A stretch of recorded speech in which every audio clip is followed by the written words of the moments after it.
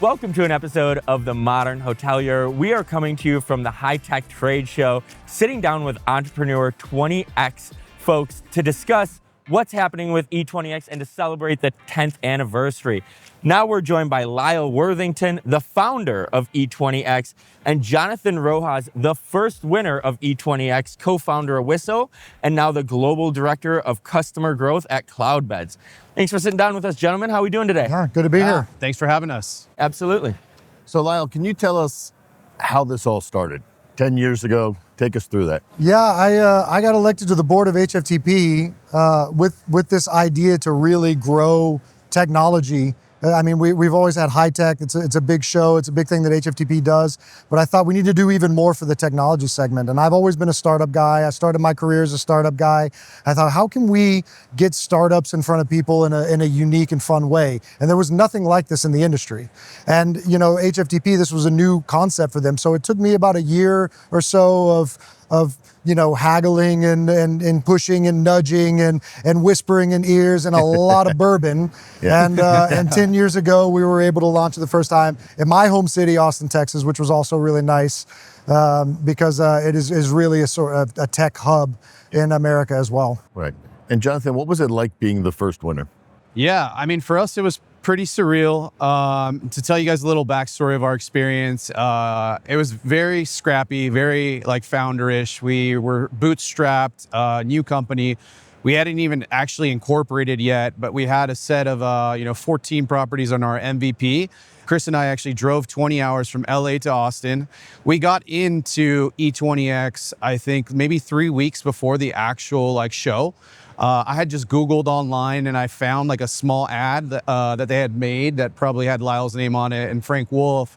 And I Googled the company HFTP, found Frank Wolf's email and phone number, called them probably like 10, 20 times, emailed them another 10 times, finally forwarded me over to someone that can help and was like, hey, this guy really wants to participate at E20X. I think we were the only company that wasn't sourced by Capital Factory, which was their partner that year in Austin. And and then we ended up winning. So very, very surreal experience. We were actually really surprised to be the winners that year as well.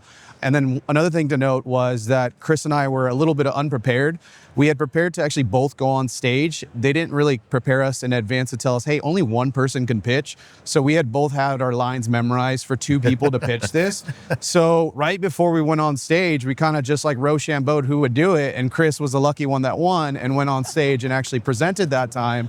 And somehow we still pulled off the victory that time. So yeah, really exciting for us that year. Yeah, that's great. So Lyle, you've been doing this for 10 years. It's a 10th anniversary. What are some of the best practices that you've seen or some companies that have done a great job of preparing for this event? And, what have you seen companies do that do the best? Well, there's a couple of things. One is you've really got to believe in what you're building. You know, a lot of people, they invest a lot more in the person than they do in the idea.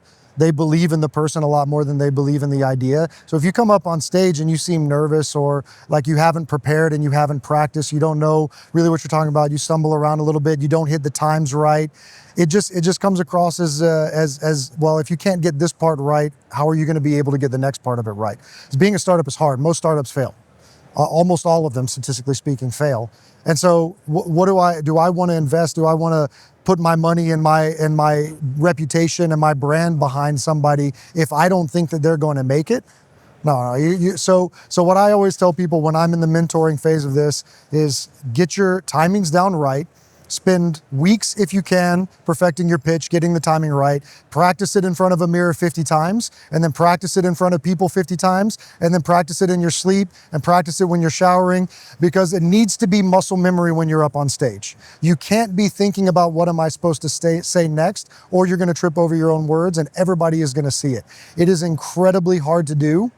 Just like running a marathon is incredibly hard to do. And you cannot show up to the starting line unless you're Barney Stinson and run a marathon on the first day. You've got to build yourself up to it. So prepare. Talk to as many people as you possibly can. Reach out to as many mentors as you possibly can. Take advantage of anything that anyone is willing to give you for free. Incorporate all of that in, and then just practice until your eyes bleed. That's great.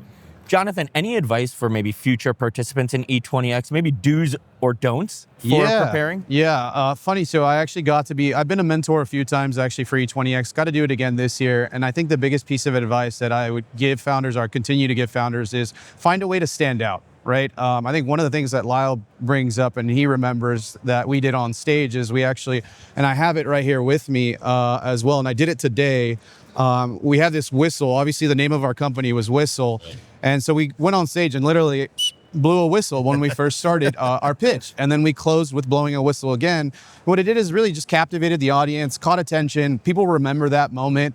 So what I tell founders to do is find a way that relates to you and resonates with your company and a story, and really go out there and tell that and stand out. Because you got 8 companies that you're competing against and many other startups out there in the world that you're competing against. There's probably other products on the trade show floor here at HITEC that have a similar product. So what makes you stand out, right? How do you stand out to the crowd? So I think that's super important.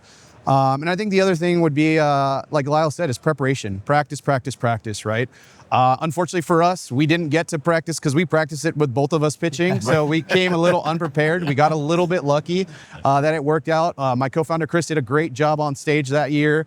But yeah, those would be my really 2 takeaways right there to give advice to some I other think that's founders. a really good point, is be prepared for any kind of outcome as well. Yeah. You know, we do this in the sports world, but you do it in the boardroom as well. Yep. That you practice scenarios. Yes. What do we do if? Yeah. What do we do if this person asks this? How do we answer this question? That's a part of the preparation piece as well. Yeah, just to add to that, actually, you know, during the mentor process earlier this week that we did with the startups, a lot of them were asking like, hey, what should we expect from the judges' questions? So helping them give advice on like, hey, what is your go-to-market strategy, right? Having that teed up and ready to go. So if you get that question, you're not caught off guard, right? And you're able to answer that effectively, because I think that also contributes to the judges' scoring, because maybe they didn't hear it in your initial pitch, but if you give a really good answer and response to that question, they're gonna be like, oh, okay, that's really great. That makes your company investable, scalable, XYZ, right? That then contributes to their score. So yeah, great. preparation in that as well is key. So Lyle, how has it changed? 10 years now, how has really EX20 changed, evolved since it first started? Well, I think if you were there today, you will see that we had 8 really good companies. It was a really hard decision. But what you didn't see is that we had about 20 apply this year. And so it had to be narrowed down quite a bit to get to that list of 8. So that's exactly what we're looking for. We're looking for, you know, for people to get inspired to start their own company because they saw it at E20X. We're looking for people to get inspired to invest in companies, or to maybe walk around the outside of the floor or go over to the E20X pavilion and talk to these companies and say, yeah, hey, give me the next step. Like, what can we do next? And then maybe get inspired to buy them, to put them in their hotel, to give them a shot, which is really all you could ever really hope for. Like, give me a shot, right? Let me show you how well I can do. And then maybe, just maybe, they're inspired to take that leap themselves and be a participant in the future as well. That's great. Well, winning's always nice. After you won 10 years ago, how did your company change? How did things change for you? Yeah, you know, one of the things that I said is I think E20X for us and winning, and even if you don't win, being on that stage and getting the visibility that you have, I feel like it compresses networking into like 5 years of networking into a 4-minute pitch that you get to do on stage, right? For us, it opened doors that we may have not been able to open before. Like, we pitched in front of major brands. I know, you know, at the time, one of the judges was part of Caesars Entertainment. So we got a pitch in front of Caesars Entertainment. I know Hilton was in the crowd, Choice Hotels was in the crowd. A lot of the big brands that we wanted to sell to were listening to what we were pitching. So it was a great opportunity for us to get visibility. And then afterwards, it's really about leveraging that, right? And going out, making the phone calls, chasing the leads that you created, networking that to a full extent, you know, and that was a big piece of advice that I also gave the founders is really leverage the moment that you have, leverage the time you have on stage, and then afterwards, make sure you follow up, establish those connections, network with people, and continue to grow your business that way. So yeah, it was a bit of a whirlwind for us. It opened up some enterprise deals, as well as for us, it opened up our first PMS integration talks. We didn't have any integrations at the time. We knew automating and integrating was going to be the next wave of the future. So it opened up talks with cloud beds, right, which we're now a part of today, which eventually led to acquisition for us. It opened up talks for us with SkyTouch PMS at the time, which then opened up choice hotels for us, right? So it really did open up a lot of doors, and it was us leveraging that moment that we had on stage and then working it to the showroom floor, working it to your kiosk and your booth that you get. And we continue to leverage the HFTP, the HITEC, for following years to come as well. And we showed up, and we've been here for a very long time now. Had a booth the next year as well. We got a free kiosk the next year, actually, because I worked that. I reached out to Frank and I was like, hey, you guys really want the founders back, or the people that won again? And they actually let us speak on stage again the following year. So we got the first 5 minutes that year too. And they were like, okay, we'll give you a free kiosk as well to be with the winners, or the people that were pitching that year, because we didn't have the funds to spend on a booth just yet. The year after that, we finally did have the funds. We had scaled and grown, had a raise a round of funding. So we were able to have our own booth, which, graduation moment for us to go from a kiosk to an actual booth. So it was great to experience that firsthand. Yeah, That's great. Yeah, this is really a differentiator and why we do this. We don't do this to make money. HFTP doesn't make money off of this. It spends money on this. And that's something unique. It is really about how can we grow innovation in the industry, and how can we give startups a voice? How can we start that relationship? It's a relationship business. So we get people on stage, we start the relationship, we give them a booth, we keep that relationship going. That's one of the things I love about HFTP and why I love this program. That's great. So Lyle, you've heard every pitch for the past 10 years on stage. What advice do you have for somebody that's going to participate in E20X next year? What advice do I have? Besides the one, the answer earlier about preparation. You know what questions the judges are going to ask. So if you're trying to squeeze 10 minutes of data into 4 minutes, leave out the stuff that you know the judges are going to ask, because then you get an extra 4 minutes to present stuff. Narrow it down to the things that people are going to remember. Except for maybe the numbers people in the audience, they're not going to remember the statistics, but they're going to remember that you came on stage and blew a whistle. They're going to remember that feeling they got of, why is this person blowing a whistle? And then they're going to hear what you say, and they're going to hear that whistle at the end, and they're going to think, and that's going to stick with them. And that's stuck with me for 10 years, that whistle. That's great. And Jonathan, what about you? As a former winner, the first one, what advice do you have for startup CEOs to help win E20X? Yeah, I think what we said earlier and kind of what Lyle touched on right now is definitely going to be preparation, but also making sure that you have something that differentiates you, whether it's, again, a whistle that you're blowing on stage, or whether it's something that you're really driving home with your product, right, and building the value. Make sure that your pitch is concise, that people understand what pain point you're trying to solve in the industry. I think that's really important, because if you go up there and you give this elaborate presentation and you're pitching all these statistics and numbers and data, but we don't really understand the value proposition or the pain point that you're solving in hospitality, it's going to be really hard to win that specific competition, right? So I think really highlighting that pain point that you're solving, and that you're solving a real need in hospitality, which at the time we were, right? People weren't communicating with the front desk through messaging. It was unheard of at the time. People were like, what? Someone's going to text me, right? And now it's the norm. But back then it was a real pain point, and it was a real solution. And we painted that, one, by blowing a whistle. Two, I think in our pitch, we were just like, we did a little enactment of like, hey, I called the front desk. Nobody picked up, or I got transferred, I got placed on hold.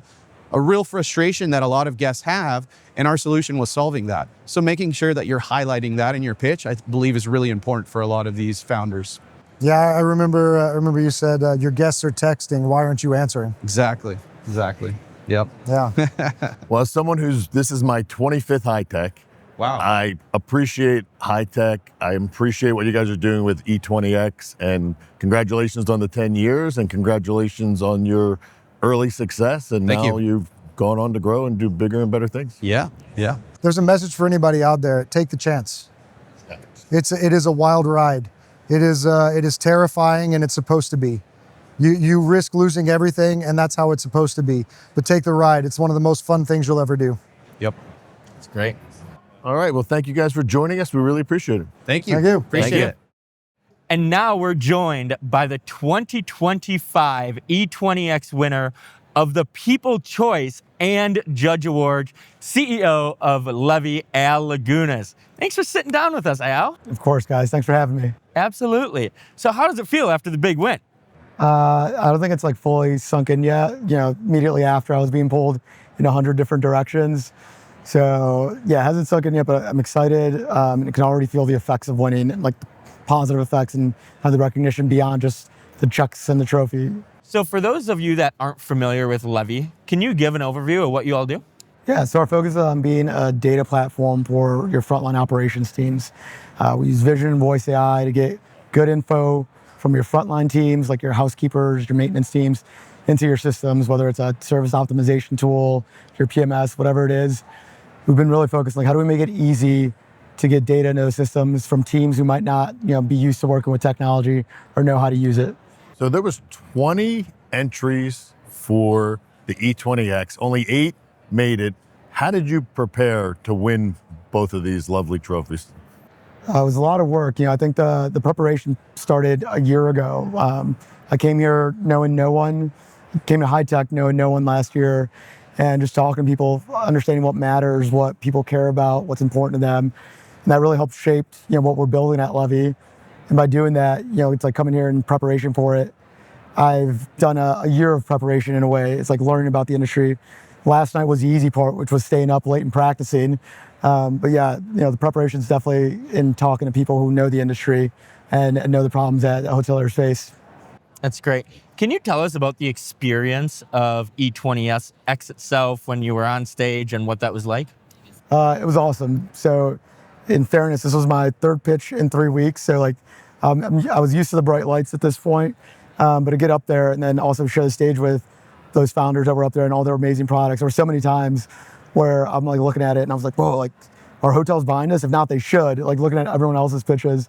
So being up there with them and like hearing the passion behind what everyone is building, that's what's exciting about E20X is, we all work for a company or have worked for a company at some point, but to be building something and you can see it just like coming out of all the people who were up there.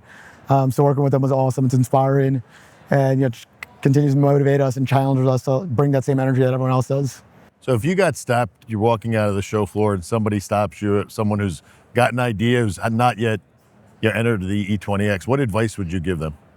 Number one, do it 100%.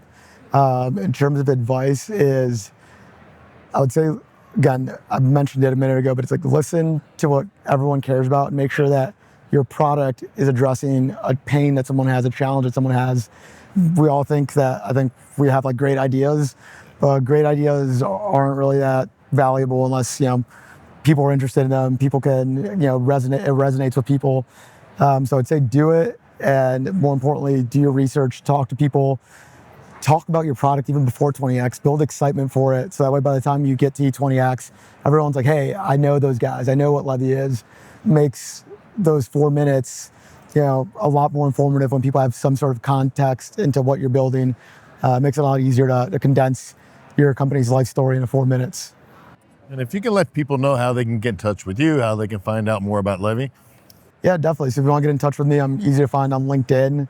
Al, it's not AI Lagunas, it's Al, A-L Lagunas.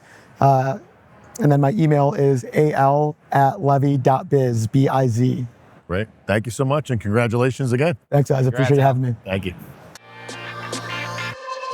You made it to the end of The Modern Hotelier. Thanks for watching or listening. The Modern Hotelier is produced by Modern Hotelier Media. Make sure to like and subscribe if you're listening on YouTube or subscribe wherever you get your podcasts. If you know a good guest, sponsor, or have media needs, feel free to reach out to us at hello@themodernhotelier.com. Thanks and have a great day.